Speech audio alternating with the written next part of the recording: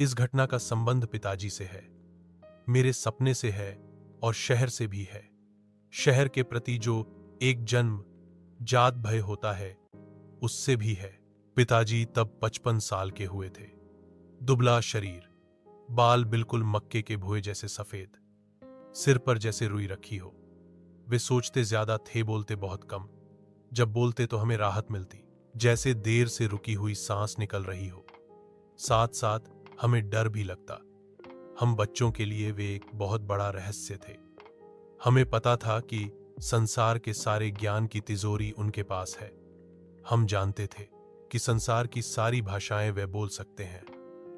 दुनिया उनको जानती है और हमारी तरह ही उनसे डरती हुई उनका सम्मान करती है। हमें उनकी संतान होने का गर्व था। कभी कभी, वैसे ऐसा सालों में एक आध बार ही होता, वे शाम को हमें अपने साथ टहलाने कहीं बाहर ले जाते। चलने से पहले वे मुंह में तंबाकू भर लेते। तंबाकू के कारण वे कुछ बोल नहीं पाते थे, वे चुप रहते। यह चुप्पी हमें बहुत गंभीर, गौरवशाली, आश्चर्यजनक और भारी भरकम लगती। छोटी बहन कभी उनसे रास्ते में कुछ पूछना चाहती तो फौरन मैं उसका जवाब देने की कोशिश करता, जिससे पिताजी को न बोलना पड़े। वैसे यह काम काफी मुश्किल और जोखिम भरा होता, क्योंकि मैं जानता था कि अगर मेरा जवाब गलत हुआ तो पिताजी को बोलना पड़ जाएगा। बोलने में उन्हें परेशानी होती थी। एक तो उन्हें तंबाकू की पीक निकालनी पड़ती थी, फिर जिस दुनिया में वे रहते थे वहां से निकलकर यहां तक आने में उन्हें एक कठिन दूरी तय करनी पड़ती थी। वैसे बहन के सवालों में कोई खास बात होती नहीं थी। जैसे वह यही पूछ लेती कि सामने छिउले की सूखी टहनी पर बैठी उस चिड़िया को क्या कहते हैं। चूंकि सारी चिड़ियों को जानता था, इसलिए बता सकता था कि वह नीलकंठ है और दशहरे के दिन से जरूर देखना चाहिए। मेरी पूरी कोशिश रहती कि पिताजी को आराम रहे और वे सोचते रहें। मेरी और मां की, दोनों की पूरी कोशिश रहती कि पिताजी अपनी दुनिया में सुख चैन से रहें, वहां से उन्हें जबरन बाहर न निकाला जाए। वह दुनिया हमारे लिए बहुत रहस्यपूर्ण थी, लेकिन हमारे घर की और हमारे जीवन की बहुत सी समस्याओं का अंत पिताजी वहीं रहते हुए करते थे। जैसे जब मेरी फीस की बात आई, उस समय हमारे पास का आखिरी गिलास भी घूम गया था और सब लोग लोटे में पानी पीते थे। पिताजी 2 दिन तक बिल्कुल चुप रहे। मां को भी शक हुआ था कि पिताजी फीस की बात बिल्कुल भूल गए हैं या फिर इसका हल उनके वश की बात नहीं है। लेकिन तीसरे दिन सुबह सुबह पिताजी ने मुझे एक पत्र लिफाफे में रखकर दिया और शहर के डॉक्टर पंत के पास भेजा। मुझे बहुत आश्चर्य हुआ जब डॉक्टर ने मुझे शरबत पिलाई, घर के भीतर ले जाकर अपने बेटे से परिचय कराया और 100-100 के 3 नोट मुझे दिए। हम पिताजी पर गर्व करते थे, प्यार करते थे, उनसे डरते थे और उनके होने का एहसास ऐसा था जैसे हम किसी कलीले में रह रहे हों। ऐसा कलीला जिसके चारों ओर गहरी नहरें खुदी हुई हों, बुर्जें बहुत ऊंची हों, दीवारें सख्त लाल चट्टानों की बनी हुई हों और हर बाहरी हमले के सामने हमारा कलीला अभेद्य हो। पिताजी एक खूब मजबूत कलीला थे। उनके परकोटे पर हम सब कुछ भूलकर खेलते थे, दौड़ते थे और रात में खूब गहरी नींद मुझे आती थी। लेकिन उस दिन शाम को जब पिताजी बाहर से टहलकर आए तो उनके टखने में पट्टी बौंधी थी। थोड़ी देर में गांव के कई लोग वहां आ गए। पता चला कि पिताजी को जंगल में तिरिच विशखा पर एक जहरीला लिजार्ड ने काट लिया है। हम सब जानते थे कि तिरिच के काटने पर आदमी बच ही नहीं सकता। रात में लालटेन की धुंधली मटैली रोशनी में गांव के बहुत से लोग हमारे आंगन में जमा हो गए थे। पिताजी उनके बीच थे, जमीन पर बैठे हुए। फिर पास के गांव का चुटुआ नाई भी आया। वह अरंड के पत्ते और कंडे की राख से जहर उतारता था। तिरिच एक बार मैंने देखा था। तालाब के किनारे जो बड़ी बड़ी चट्टानों के ढेर थे और जो दोपहर में खूब गर्म हो जाते थे, उनमें से किसी चट्टान की दरार से निकलकर वह पानी पीने तालाब की ओर जा रहा था। मेरे साथ थानू था। उसने बतलाया कि वह तिरिच है, काले नाग से 100 गुना ज्यादा उसमें जहर होता है। उसी ने बताया कि सांप तो तब काटता है जब उसके ऊपर पैर पड़ जाए या कोई जब जबरदस्ती उसे तंग करे, लेकिन तिरिच तो नजर मिलते ही दौड़ता है, पीछे पड़ जाता है। उससे बचने के लिए कभी सीधे नहीं भागना चाहिए, टेढ़ा मेढ़ा चक्कर काटते हुए गोल मोल दौड़ना चाहिए। दरअसल जब आदमी भागता है तो जमीन पर वह सिर्फ अपने पैरों के निशान ही नहीं छोड़ता, बल्कि हर निशान के साथ वहां की धूल में अपनी गंध भी छोड़ जाता है। तिरिच इसी गंध के सहारे दौड़ता है। थानू ने बतलाया कि तिरिच को चकमा देने के लिए आदमी को यह करना चाहिए कि पहले तो वह बिल्कुल पास पास कदम रखकर जल्दी जल्दी कुछ दूर दौड़े, फिर 4-5 बार खूब लंबी लंबी छलांग दे। तिरिच सूंघता हुआ दौड़ता आएगा। जहां पास पास पैर के निशान होंगे वहां उसकी रफ्तार खूब तेज हो जाएगी, और जहां से आदमी ने छलांग मारी होगी वहां आकर वह उलझन में पड़ जाएगा। वह इधर उधर तब तक भटकता रहेगा जब तक उसे अगले पैर का निशान और उसमें बसी गंध नहीं मिल जाती। हमें तिरिच के बारे में 2 बातें और पता थीं।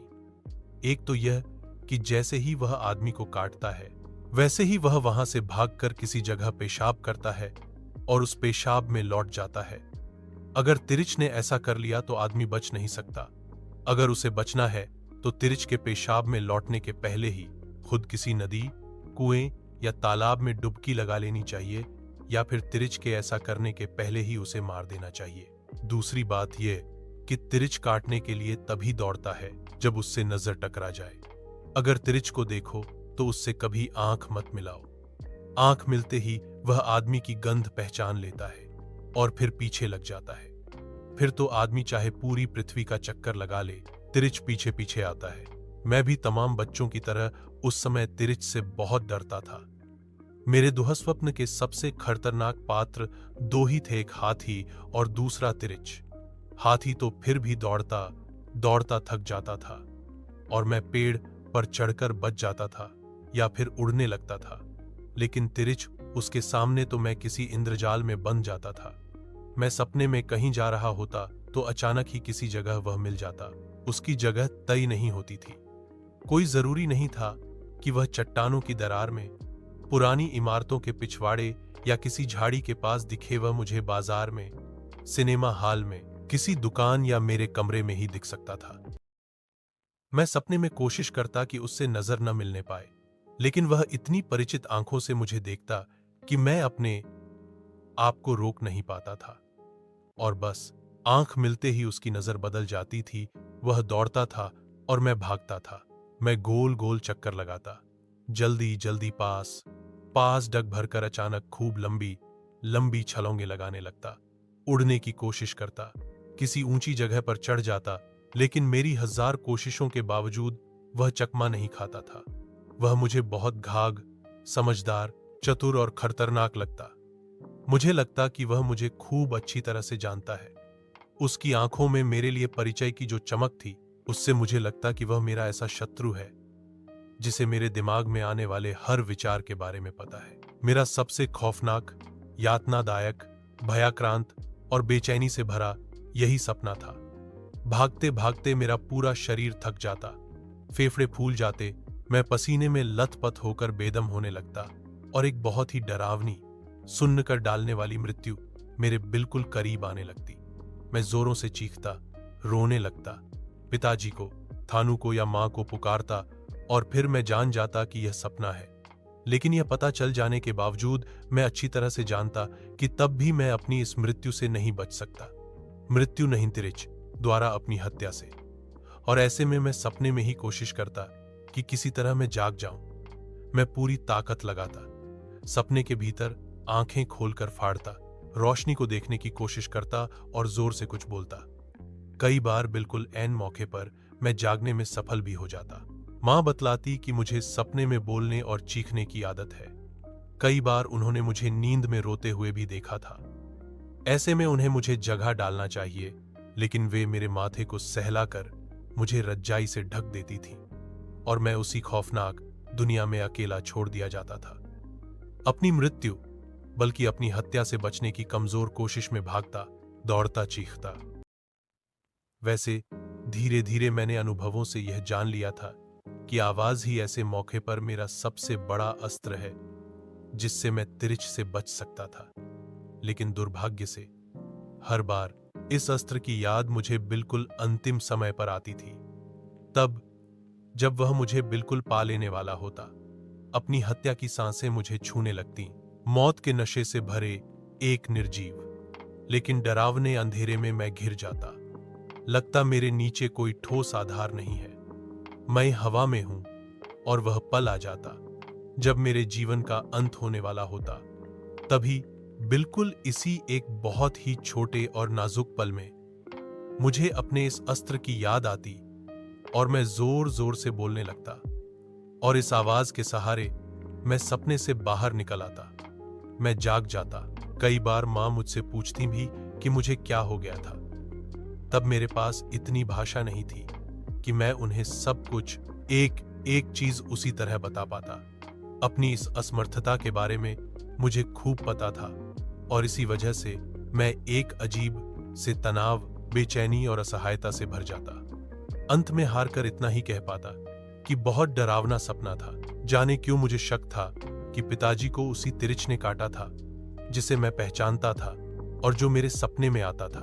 लेकिन एक अच्छी बात यह हुई थी कि जैसे ही वह तिरिच पिताजी को काटकर भागा, पिताजी ने उसका पीछा करके उसे मार डाला था। तय था कि अगर वे फौरन उसे नहीं मार पाते तो वह पेशाब करके उसमें जरूर लौट जाता, फिर पिताजी किसी हाल में न बचते। यही वजह थी कि पिताजी को लेकर मुझे उतनी चिंता नहीं रह गई थी, बल्कि एक तरह की राहत और मुक्ति की खुशी मेरे भीतर धीरे धीरे पैदा हो रही थी। कारण एक तो यही कि पिताजी ने तिरिच को तुरंत मार डाला था, और दूसरा यह कि मेरा सबसे खतरनाक पुराना परिचित शत्रु आखिरकार मर चुका था। उसका वध हो गया था, और अब मैं अपने सपने के भीतर कहीं भी बिना किसी डर के सीटी बजाता घूम सकता था।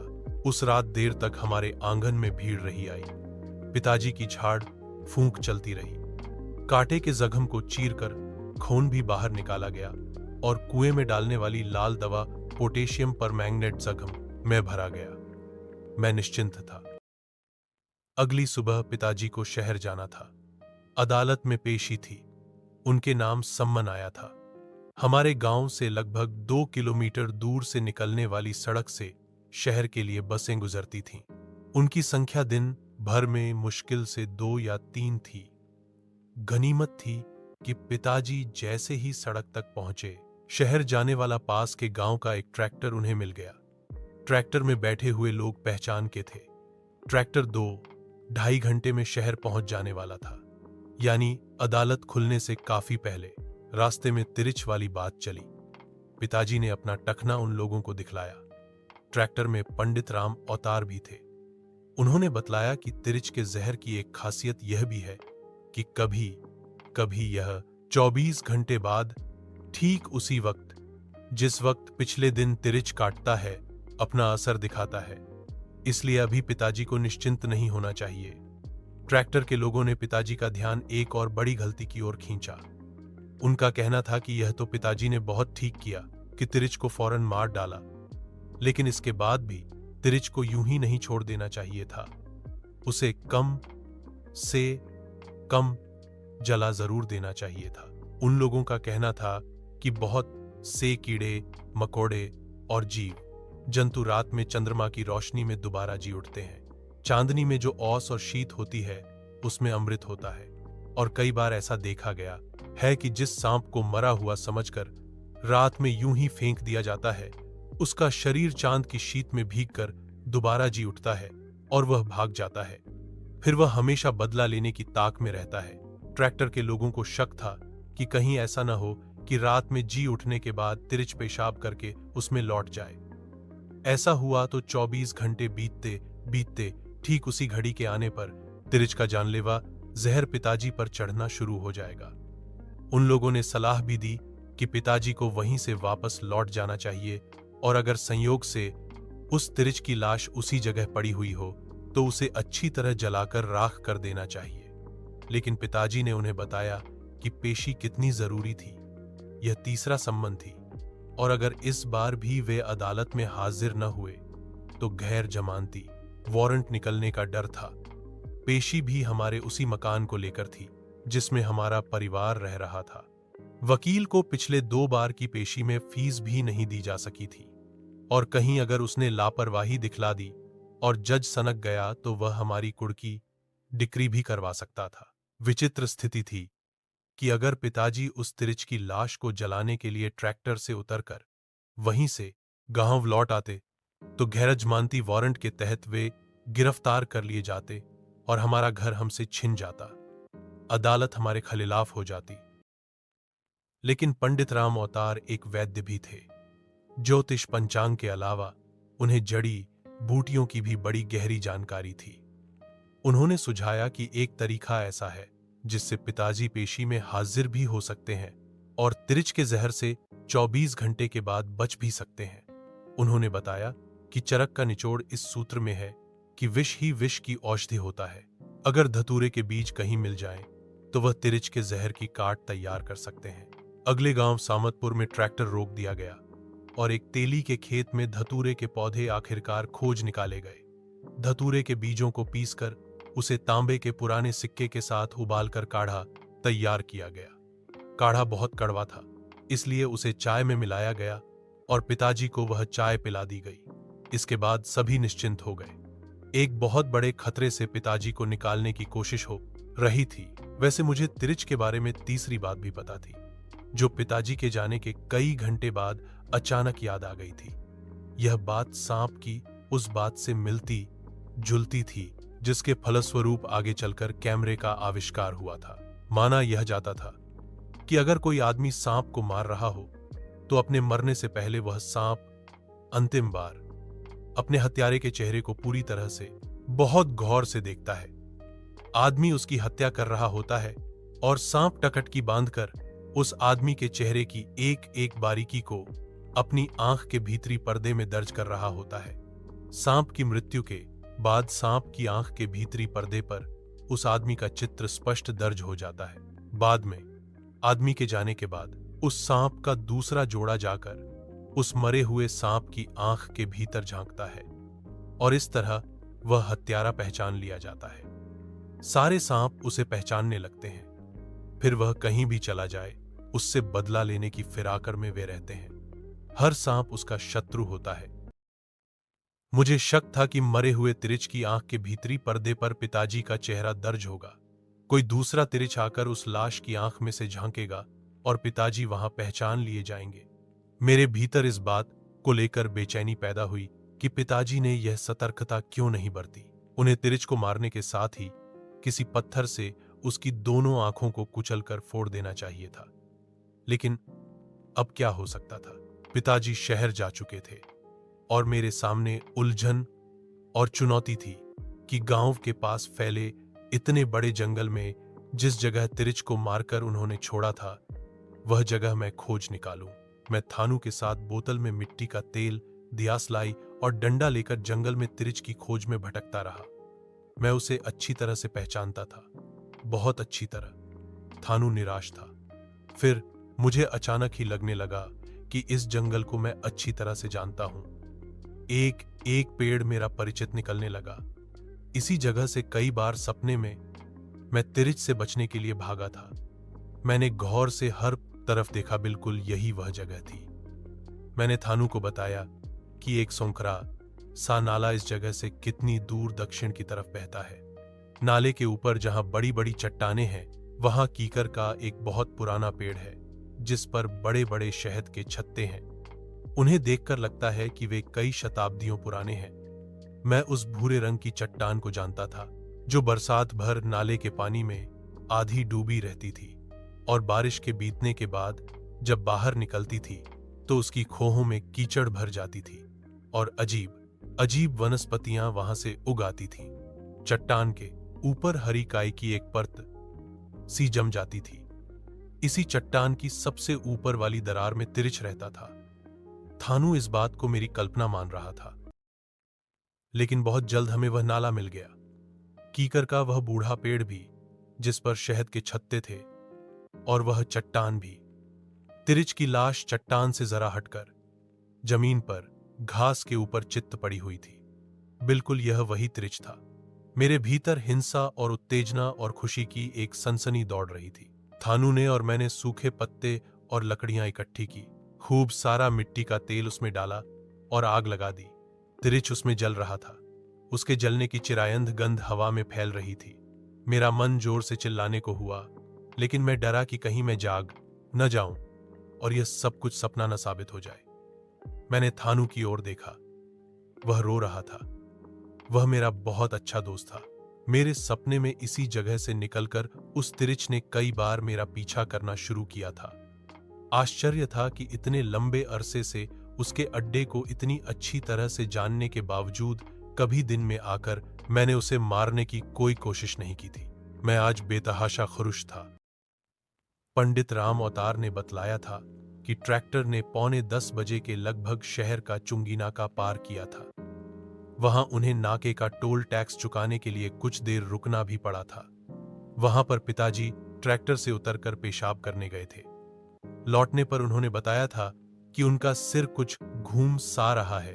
तब तक पिताजी को धतूरे का काढ़ा पिए हुए तकरीबन 1.5 घंटा हो चुका था। ट्रैक्टर ने पिताजी को शहर में 10:05-7 के आसपास छोड़ दिया था। ट्रैक्टर में ही बैठे पलड़ा गांव के मास्टर नंदलाल का कहना था कि जब शहर में मिनर्वा टाकीज के पास वाले चौराहे पर पिताजी को ट्रैक्टर से उतारा गया, तब उन्होंने शिकायत की थी कि उनका गला कुछ सूख सा रहा है। वे थोड़ा परेशान भी थे, क्योंकि अदालत जाने का रास्ता उन्हें मालूम नहीं था और शहर के लोगों से पूछ कर कहीं जाने में उन्हें बहुत तकलीफ होती थी। पिताजी के साथ एक दिक्कत यह भी थी कि गांव या जंगल की पगडंडियां तो उन्हें याद रहती थीं, शहर की सड़कों को वे भूल जाते थे। शहर वे बहुत कम जाते थे। जाना ही पड़े तो अंतिम समय तक वे टालते रहते थे, तब तक जब तक जाना बिल्कुल ही जरूरी न हो जाए। कई बार तो ऐसा भी हुआ कि पिताजी सारा सामान लेकर शहर के लिए रवाना हुए और बस अड्डे से लौट आए। बहाना यह कि बस छूट गई, जबकि हम सब जानते थे कि ऐसा नहीं हुआ होगा। पिताजी ने बस को देखा होगा, फिर वे कहीं बैठ गए होंगे पेशाब करने या पान खाने। फिर उन्होंने देखा होगा कि बस छूट रही है। उन्होंने जरा सा और इंतजार किया होगा। जब बस ने रफ्तार पकड़ ली होगी, तब वे कुछ दूर तक दौड़े होंगे। फिर उनके कदम धीमे पड़ गए होंगे और अफसोस और गुस्सा प्रकट करते हुए लौट आए होंगे। ऐसा करते हुए उन्हें स्वयं भी लगा होगा कि बस सचमुच छूट गई है। ऐसे में जबकि हम मान चुके होते कि वे शहर जा चुके हैं, वह लौटकर हमें चकित कर देते। ट्रैक्टर से मिनर्वा टाकीज के पास वाले चौराहे पर सिंधवाच कंपनी के ठीक सामने लगभग 10:07 पर उतरने के बाद से लेकर शाम 6 बजे तक पिताजी के साथ शहर में जो कुछ भी हुआ, उसका सिर्फ एक धुंधला सा अनुमान ही लगाया जा सकता है। यह जानकारी भी कुछ लोगों से बातचीत और पूछताछ के बाद मिली है। किसी की भी मृत्यु के बाद अगर वह मृत्यु बहुत आकस्मिक और अस्वाभाविक ढंग से हुई हो, ऐसी जानकारियां मिल ही जाती है। उस दिन बुधवार 17 मई 1972 को सुबह 10:10 से लेकर शाम 6 बजे तक लगभग 7.25 घंटे में पिताजी कहां गए, कहां उनके साथ क्या क्या हुआ, इसका बहुत सही और विस्तृत ब्यौरा तो मिलना मुश्किल है। जो सूचनाएं या जानकारियां बाद में मिली, उनके जरिए उन घटनाओं का सिर्फ अनुमान ही लगाया जा सकता है।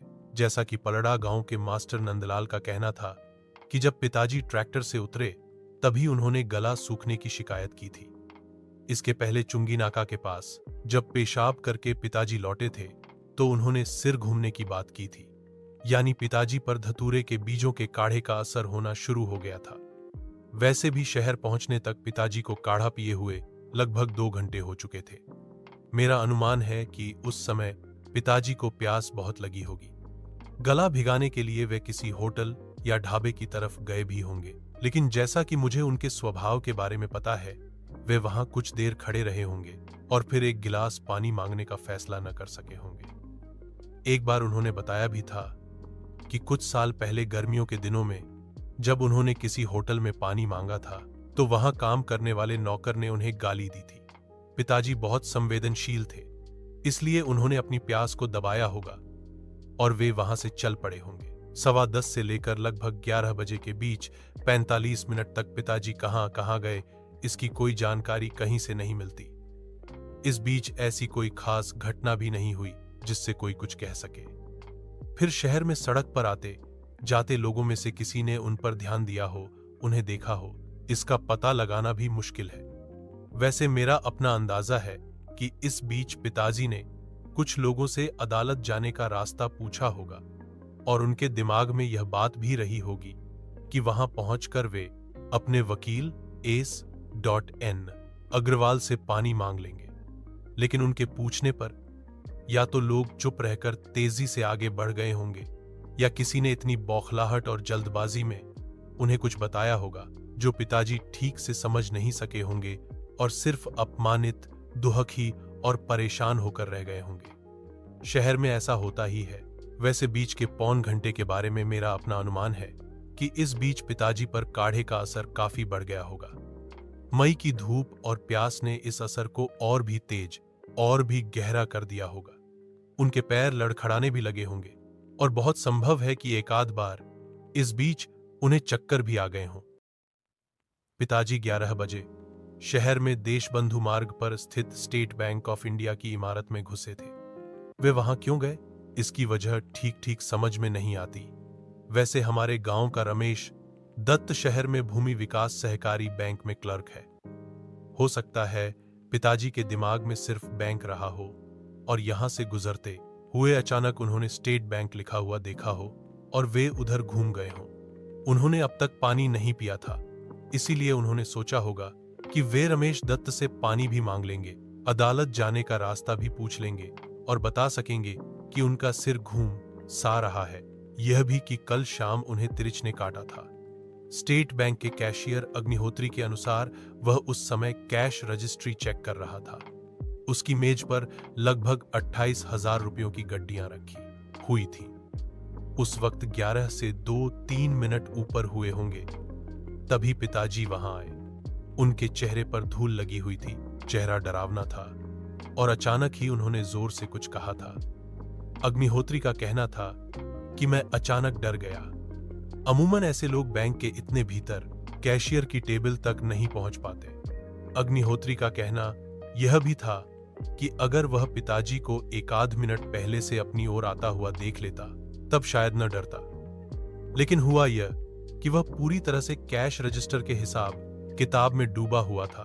तभी अचानक ही पिताजी ने आवाज निकाली और सिर उठाते ही उन्हें देखकर वह डर गया और चीख पड़ा। उसने घंटी भी बजा दी। बैंक के चपरासियों, 2 चौकीदारों और दूसरे कर्मचारियों के अनुसार अचानक ही कैशियर की चीख और घंटी की आवाज से वे सब लोग चौंक गए और उस तरफ दौड़े। तब तक नेपाली चौकीदार थापा ने पिताजी को दबोच लिया था और मारता हुआ कॉमन रूप की तरफ ले जा रहा था। एक चपरासी रामकिशोर, जिसकी उम्र 45 के आस पास थी, ने कहा कि उसने समझा कि कोई शराबी दफ्तर में घुस आया है या पागल, और चूंकि उसकी ड्यूटी बैंक के मुख्य दरवाजे पर थी, इसलिए ब्रांच मैनेजर उसे चार्जशीट कर सकता था। लेकिन हुआ यह कि जब पिताजी को मारा जा रहा था तभी उन्होंने अंग्रेजी में कुछ बोलना शुरू कर दिया। इसी वजह से चपरासियों का शक बढ़ गया। इसी बीच शायद असिस्टेंट ब्रांच मैनेजर मेहता ने यह कह दिया कि इस आदमी की अच्छी तरह से तलाशी लेना, तभी बाहर निकलने देना। वैसे चपरासी रामकिशोर का कहना था कि पिताजी का चेहरा अजीब तरह से डरावना हो गया था। उस पर धूल जमा हो गई थी और उल्टी की बास आ रही थी। बैंक के चपरासियों ने पिताजी को ज्यादा मारने पीटने की बात से इनकार किया, लेकिन बैंक के बाहर ठीक दरवाजे के पास जो पान की दुकान है, उसमें बैठने वाले बुन्नू का कहना था कि जब 11:30 बजे के आस पास पिताजी बैंक से बाहर आए तो उनके कपड़े फटे हुए थे और निचला होंठ कट गया था, जहां से खून निकल रहा था। आंखों के नीचे सूजन और कत्थई चकते थे। ऐसे चकते बाद में बैंगनी या नीले पड़ जाते हैं। इसके बाद यानी 11:30 बजे से लेकर 1 बजे के बीच पिताजी कहां गए, इसके बारे में कोई जानकारी नहीं मिलती। हां, स्टेट बैंक के बाहर पान की दुकान लगाने वाले बुन्नू ने एक बात बताई थी। हालांकि इस बारे में वह पूरी तरह स्पष्ट नहीं था, या हो सकता है कि स्टेट बैंक के कर्मचारियों से डर की वजह से वह साफ साफ बतलाने से कतरा रहा हो।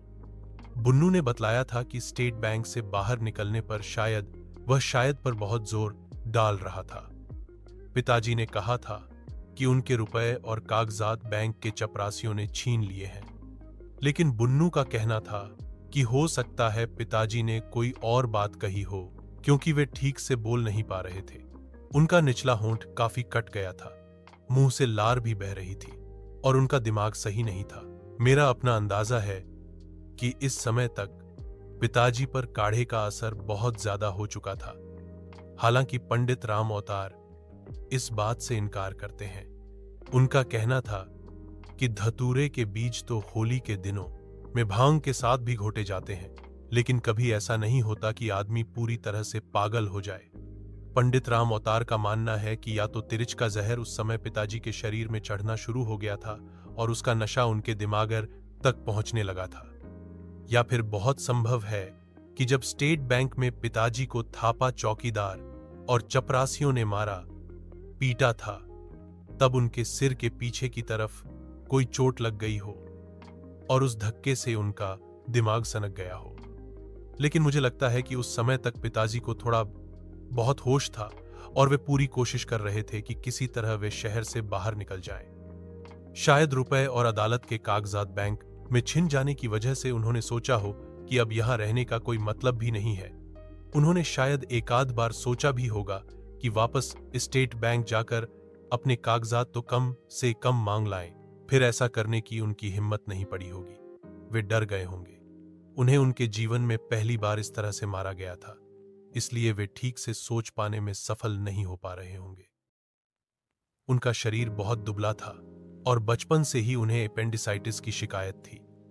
यह भी हो सकता है कि उस वक्त तक उन पर काढ़े का असर इतना ज्यादा हो गया हो कि वे एक चीज पर देर तक सोच ही नहीं पा रहे हों और दिमाग में हर पल पैदा होने वाला छोटे छोटे बुलबुलों जैसे विचारों या नए नए झटकों के वश में आकर इधर से उधर चल पड़ते रहे हों। लेकिन मैं यह जानता हूं, मुझे अच्छी तरह से महसूस होता है कि उनके दिमाग में घर लौट आने और शहर से बाहर निकल जाने की बात एक स्थायी, बार बार कहीं अंधेरे से उभरने वाली, भले ही बहुत क्षीण और बहुत धुंधली बात जरूर रही होगी।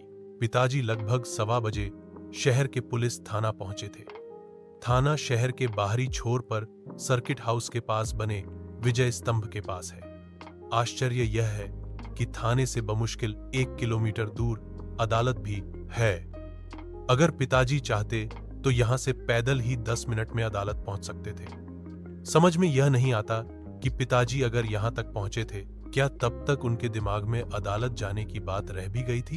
उनके कागजात तो रह नहीं गए थे। थाने के SHO राघवेंद्र प्रताप सिंह ने कहा कि उस वक्त 1:15 हुए थे। वे घर से लाए गए टिफिन को खोलकर लंच लेने की तैयारी कर रहे थे। आज टिफिन में पराठों के साथ करेले रखे हुए थे। करेले वे खा नहीं पाते और इसी उलझन में थे कि अब क्या करें। तभी पिताजी वहां आए थे। उनके शरीर पर कमीज नहीं थी, पैंट फटी हुई थी। लगता था कि वे कहीं गिरे होंगे या किसी वाहन ने उन्हें टक्कर मारी होगी। थाने में उस वक्त एक ही सिपाही गजाधर प्रसाद शर्मा मौजूद था। सिपाही का कहना था कि उसने सोचा कि शायद कोई भिखमंगा थाने में घुस आया है। उसने आवाज भी दी, लेकिन पिताजी तब तक SHO राघवेंद्र प्रताप सिंह की टेबल तक पहुंच चुके थे। SHO ने कहा कि करेलों की वजह से वैसे भी उनका मूड ऑफ था। 13 साल के विवाहित जीवन के बावजूद पत्नी यह नहीं जान पाई थी कि उन्हें कौन सी चीजें बिल्कुल नापसंद हैं, इतनी नापसंद कि वे उन चीजों से घृणा करते हैं। उन्होंने जैसे ही निवाला मुंह में रखा, पिताजी बिल्कुल उनके करीब पहुंच गए। पिताजी के चेहरे और कंधों के नीचे उल्टी लगी हुई थी और उसकी बहुत तेज गंध उठ रही थी। S.H.O ने पूछा कि क्या बात है, तो जवाब में पिताजी ने जो कुछ कहा उसे समझना बहुत मुश्किल था। S.H.O राघवेंद्र सिंह बाद में पछता रहे थे कि अगर उन्हें मालूम होता कि यह आदमी बकेली ग्राम का प्रधान और भूतपूर्व अध्यापक है, तो वे उसे थाने में ही कम से कम 2-4 घंटे बिठा लेते, बाहर न जाने देते। लेकिन उस समय उन्हें लगा कि यह कोई पागल है और उन्हें खाते हुए देखकर यहां तक घुस आया है। इसीलिए उन्होंने सिपाही गजाधर शर्मा को गुस्से में आवाज दी। सिपाही पिताजी को घसीटता हुआ बाहर ले गया। गजाधर शर्मा का कहना था कि उसने पिताजी के साथ कोई मार पीट नहीं की और उसने देखा था कि जब वे थाने आए थे तब उनका निचला होंठ कटा था। ठुड्डी पर कहीं रगड़ा खाकर गिरने से खरोंच के निशान थे और कोहनियां छिली हुई थीं। वे कहीं न कहीं गिरे जरूर थे। यह कोई नहीं जानता कि थाने से निकलकर लगभग 1.5 घंटे पिताजी कहां भटकते रहे। सुबह 10:07 पर जब वे शहर आए थे और मिनर्वा टाकीज के पास वाले चौराहे पर ट्रैक्टर से उतरे थे, तब से लेकर अब तक उन्होंने कहीं पानी पिया था या नहीं, इसे जानना मुश्किल है। इसकी संभावना भी कम ही बनती है। हो सकता है तब तक उनका दिमाग इस काबिल न रह गया हो कि वे प्यास को भी याद रख सकें। लेकिन अगर वे पुलिस थाने तक पहुंचे तो उनके मस्तिष्क में नशे के बावजूद कहीं बहुत कमजोर सा अंधेरे में डूबा यह ख्याल रहा होगा कि वे किसी तरह अपने गांव जाने का रास्ता वहां पूछ लें, या उस ट्रैक्टर का पता पूछे, या फिर अपने रुपए और अदालती कागजात छिन जाने की रिपोर्ट वहां लिखा दें। यह सोचने के करीब पहुंचना ही बुरी तरह से बेचैन कर डालने वाला है कि उस समय पिताजी सिर्फ तिरिच के जहर और धतूरे के नशे के खिलाफ ही नहीं लड़ रहे थे, बल्कि हमारे मकान को बचाने की चिंता भी कहीं उनके नशे की नींद में से बार बार सिर उठा रही थी। शायद उन्हें अब तक यह लगने लगा हो कि यह सब कुछ जो हो रहा है सिर्फ एक सपना है।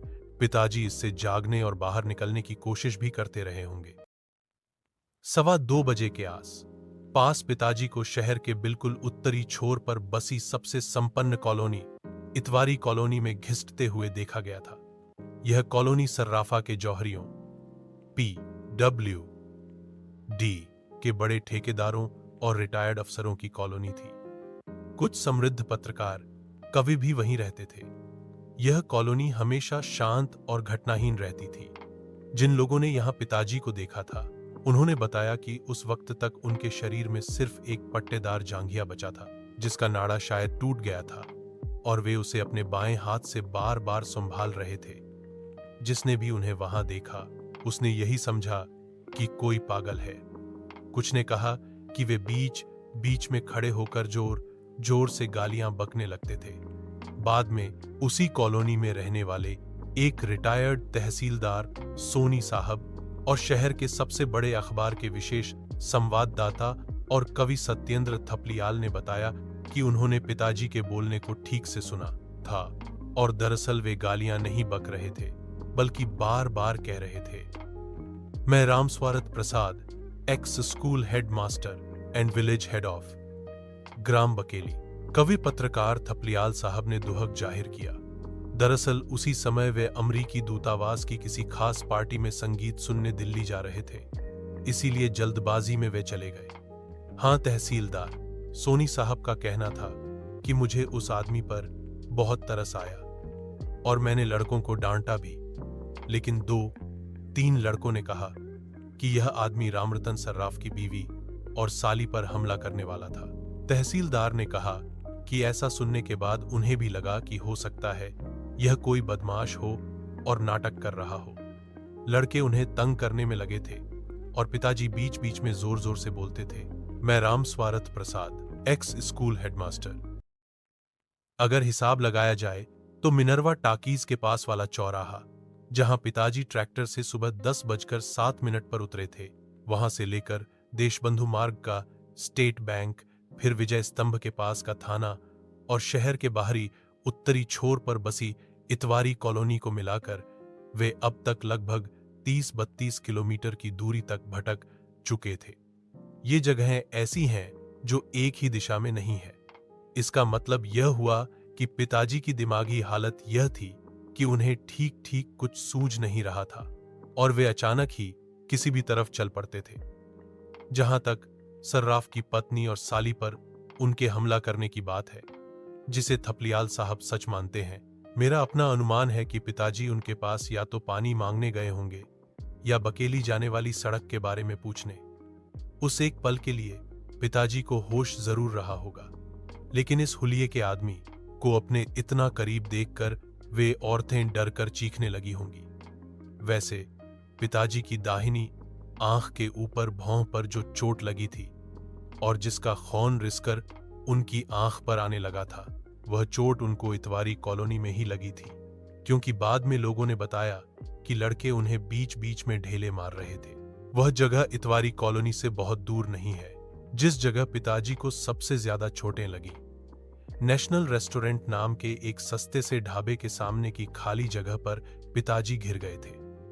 इतवारी कॉलोनी से लड़कों का जो झुंड उनके पीछे पड़ गया था, उसमें कुछ बड़ी उम्र के लड़के भी शामिल हो गए थे। नेशनल रेस्टोरेंट में काम करने वाले नौकर सत्ते का कहना था कि पिताजी ने गलती यह की थी कि एक बार उन्होंने गुस्से में आकर भीड़ पर ढेले मारने शुरू कर दिए थे। शायद उन्हीं का एक बड़ा सा ढेला 7-8 साल के लड़के विकी अग्रवाल को लग गया था, जिसे बाद में कई टोंके लगे थे। सत्ते का कहना था कि इसके बाद झुंड ज्यादा खतरनाक हो गया था। वे हल्ला मचा रहे थे और चारों तरफ से पिताजी पर पत्थर मार रहे थे। ढाबे के मालिक सरदार सतनाम सिंह ने बताया कि उस वक्त पिताजी के जिस्म पर सिर्फ पट्टे वाली एक चड्डी थी। दुबले शरीर की हड्डियां और छाती के सफेद बाल दिख रहे थे। पेट पिचका हुआ था। वे धूल और मिट्टी में लिथड़े हुए थे। सिर के सफेद बाल बिखर गए थे। दाहिनी आंख के ऊपर से और निचले होंठ से खून बह रहा था। सतनाम सिंह ने दुख और पछतावे के साथ कहा, मेरे को क्या मालूम था कि यह आदमी सीधा, सादा, इज्जतदार, साक रसूख का इंसान है और नसीब के फेर में इसकी ये हालत हो गई है। वैसे ढाबे में कप प्लेट धोने वाले नौकर हरि का कहना था कि बीच बीच में पिताजी भीड़ को अंड बंड गालियां देकर ढेले मारने लगते थे। आओ ससुरो, आओ, एक एक को मार डालूंगा भोसड़ी वालों, तुम्हारी मां की। लेकिन मुझे संदेह है कि पिताजी ने ऐसी कोई गाली दी होगी। हमने कभी भी उन्हें गाली देते नहीं सुना था। मैं पूरे विश्वास के साथ कह सकता हूं, क्योंकि पिताजी को मैं बहुत अच्छी तरह से जानता हूं कि इस समय तक उन्हें कई बार लगा होगा कि उनके साथ जो कुछ हो रहा है वह वास्तविकता नहीं है, एक सपना है। पिताजी को ये सारी घटनाएं ऊल जलूल, ऊट पटोंग और बेमतलब लगी होंगी। वे इस सब पर अविश्वास करने लगे होंगे। उन्होंने सोचा होगा कि यह सब क्या बकवास है। वे तो गांव से शहर आए ही नहीं हैं। उन्हें किसी तिरिच ने नहीं काटा है, बल्कि तिरिच तो होता ही नहीं है, एक मनगंत और अंधविश्वास है। और धतूरे का काढ़ा पीने की बात तो हास्यास्पद है, वह भी एक तेली के खेत में उसका पौधा खोजकर।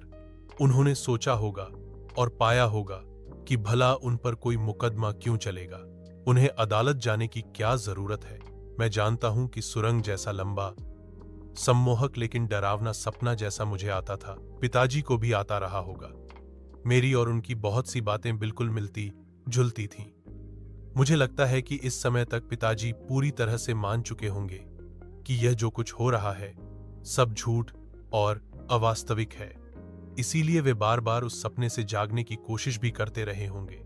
अगर वे बीच बीच में जोर जोर से कुछ बोलने लगते थे या शायद गालियां बकने लगते थे, तो इसी कठिन कोशिश में कि वे उस आवाज के सहारे उस दुःस्वप्न से बाहर निकल आए।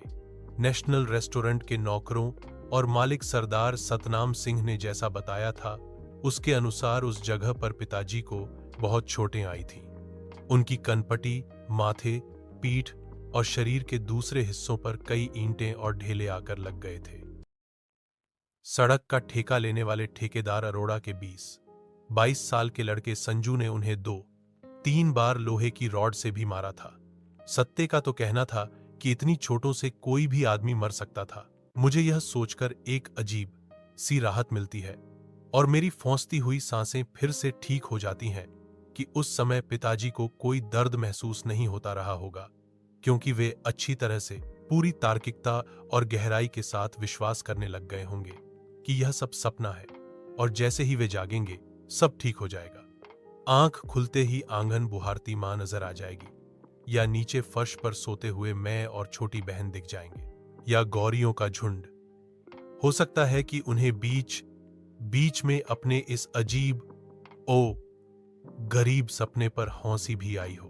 अगर पिताजी ने गुस्से में लड़कों की तरफ खुद भी ढेले मारने शुरू कर दिए तो इसके पीछे पहली वजह तो यही थी कि उन्हें यह बहुत अच्छी तरह से पता था कि ये ढेले सपने के भीतर जा रहे हैं और इससे किसी को कोई चोट नहीं आएगी। यह भी हो सकता है कि पूरी ताकत से ढेला मारकर वे उत्सुकता और बेचैनी से यह इंतजार करते रहे हों कि जैसे ही वह जाकर किसी लड़के के सिर से टकराएगा, उसका माथा नष्ट होगा और एक ही झटके में इस दुःस्वप्न के टुकड़े टुकड़े बिखर जाएंगे और चारों ओर से वास्तविक संसार की बेतहाशा रोशनी अंदर आने लगेगी। उनका जोर जोर से चीखना भी दरअसल गुस्से के कारण नहीं था। वे असल में मुझे, छोटी बहन को, मां को या किसी को भी पुकार रहे थे कि अगर वे अपने आप इस सपने से जाग पाने में सफल न भी हो पाए, तब भी कोई भी आकर उन्हें जगा दे। एक सबसे बड़ी विडंबना भी इसी बीच हुई। हमारे गांव की ग्राम पंचायत के सरपंच और पिताजी के बचपन के पुराने दोस्त पंडित कंधई राम तिवारी लगभग 3:30 बजे नेशनल रेस्टोरेंट के सामने सड़क से गुजरे थे। वे रिक्शे पर थे। उन्हें अगले चौराहे से बस लेकर गांव लौटना था। उन्होंने उस ढाबे के सामने इकट्ठी भीड़ को भी देखा और उन्हें यह पता भी चल गया कि वहां पर किसी आदमी को मारा जा रहा है। उनकी यह इच्छा भी हुई कि वहां जाकर देखें कि आखिर मामला क्या है। उन्होंने रिक्शा रुकवा भी लिया, लेकिन उनके पूछने पर किसी ने कहा कि कोई पाकिस्तानी जासूस पकड़ा गया है जो पानी की टंकी में जहर डालने जा रहा था, उसे ही लोग मार रहे हैं। ठीक इसी समय पंडित कंधई राम को गांव जाने वाले बस आती हुई दिखी और उन्होंने रिक्शे वाले से अगले चौराहे तक जल्दी जल्दी रिक्शा बढ़ाने के लिए कहा। गांव जाने वाली यह आखिरी बस थी। अगर उस बस के आने में 3-4 मिनट की भी देरी हो जाती तो वे निश्चित ही वहां जाकर पिताजी को देखते और उन्हें पहचान लेते। राज्य परिवहन की वह बस हमेशा आधा पौन घंटा लेट रहा करती थी, लेकिन उस दिन संयोग से वह बिल्कुल सही समय पर आ रही थी। सतनाम सिंह का कहना था कि वह भीड़ नेशनल रेस्टोरेंट के सामने से तब हटी और लोग तितर बितर हुए जब बड़ी देर तक पिताजी जमीन से उठे ही नहीं। ईंट का एक बड़ा सा ढेला उनकी कनपटी पर आकर लगा था। उनके मुंह से खरून आना शुरू हो गया था। सिर में भी चोटें थीं। सतनाम ने बताया कि जब पिताजी बहुत देर तक नहीं हिले, डुले तो लड़कों के झुंड में से किसी ने कहा कि लगता है यह मर गया। जब भीड़ छोड़ने के 10-15 मिनट बाद भी पिताजी नहीं हिले, डुले तो सतनाम सिंह ने सत्ते से कहा था कि वह उनके मुंह में पानी के छींटे मार कर देखे कि वे सिर्फ बेहोश हैं तो हो सकता है कि उठ जाएं। लेकिन सत्ते पुलिस की वजह से डर रहा था। बाद में सतनाम सिंह ने खुद ही एक बाल्टी पानी उनके ऊपर डाला था। दूर से पानी डालने के कारण जमीन की मिट्टी गीली होकर पिताजी के शरीर से लिथड़ गई थी। सरदार सतनाम सिंह और सत्ते दोनों का कहना था कि लगभग 5 बजे तक पिताजी उसी जगह पड़े हुए थे। तब तक पुलिस नहीं आई थी। फिर सतनाम सिंह ने सोचा कि कहीं उसे पंचनामा और गवाही वगैरह में न फंसना पड़ जाए, इसलिए उसने ढाबा बंद कर दिया था और डिलाइट टैकीज में आन मिलो सजना फिल्म देखने चला गया था। उस समय लगभग 6 बजे थे जब सिविल लाइंस की सड़क की पटरियों पर एक करतार में बनी मोचियों की दुकानों में से एक मोची गणेशवा की घुमटी में पिताजी ने अपना सिर घुसेड़ा।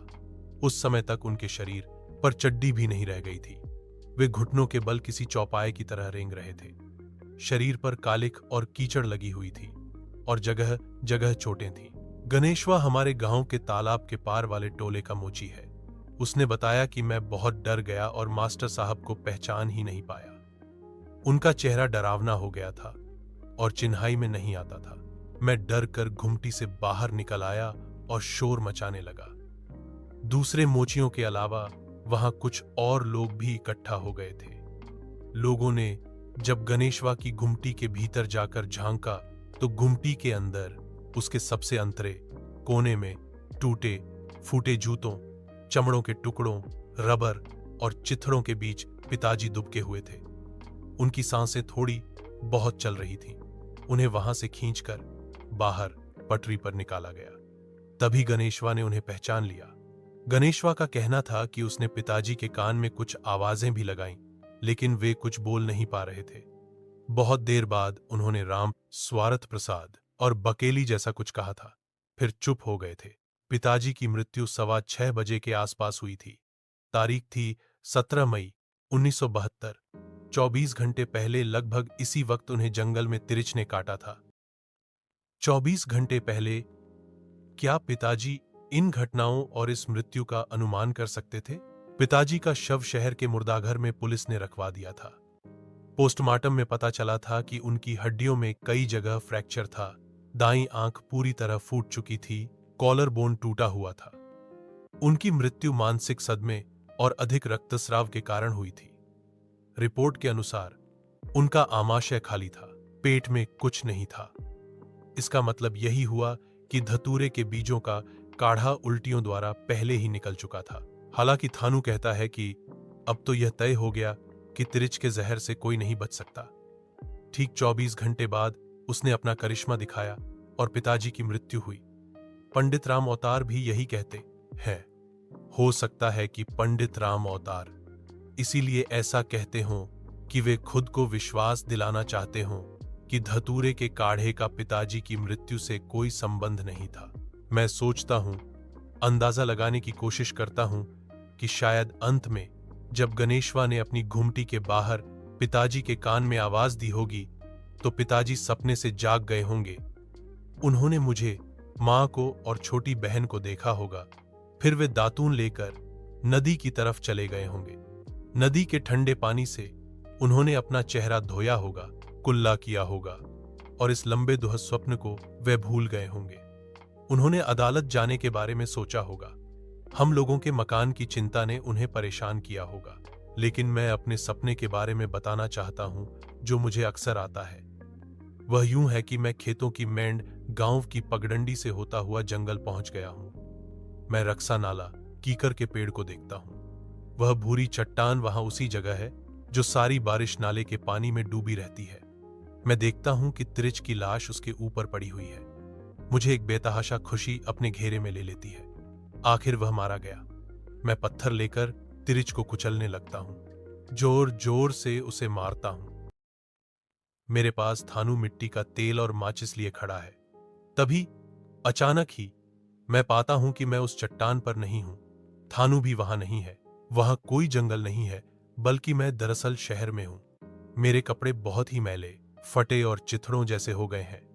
मेरे गालों की हड्डियां निकली हैं, बाल बिखरे हैं। मुझे प्यास लगी है और मैं बोलने की कोशिश करता हूं। शायद मैं बकेली अपने घर जाने का रास्ता पूछना चाहता हूं और तभी अचानक चारों ओर शोर उठता है। घंटियां बजने लगती हैं, हजारों हजारों घंटियां। मैं भागता हूं। मेरा पूरा शरीर बेदम होने लगता है। फेफड़े फूल जाते हैं। मैं पास कदम रखकर अचानक लंबी लंबी छलांगें लगाता हूं, उड़ने की कोशिश करता हूं। लेकिन भीड़ लगता है मेरे पास पहुंचने वाली होती है। एक अजीब सी गर्म और भारी हवा मुझे सुन्न कर देती है। अपनी हत्या की सांसें मुझे छूने लगती हैं और आखिरकार वह पल आ जाता है जब मेरे जीवन का अंत होने वाला होता है। मैं रोता हूं, भागने की कोशिश करता हूं। मेरा पूरा शरीर नींद में ही पसीने में डूब जाता है। मैं जोर जोर से बोलकर जागने की कोशिश करता हूं। मैं विश्वास करना चाहता हूं कि यह सब सपना है और अभी आंख खोलते ही सब ठीक हो जाएगा। मैं सपने के भीतर अपनी आंखें फाड़ कर देखता हूं, दूर तक, लेकिन वह पल आखिर आ ही जाता है। मां बाहर से मुझे देखती है। मेरा माथा सहलाकर वह मुझे रजाई से ढांप देती है और मैं वहां अकेला छोड़ दिया जाता हूं। अपनी मृत्यु से बचने की कोशिश में जूझता, बेदम होता, रोता, चीखता और भागता। मां कहती हैं मुझे अभी भी नींद में बड़बड़ाने और चीखने की आदत है। लेकिन मैं पूछना चाहता हूं, और यही सवाल मुझे हमेशा परेशान करता है, कि मुझे आखिरकार अब तिरिच का सपना क्यों नहीं आता।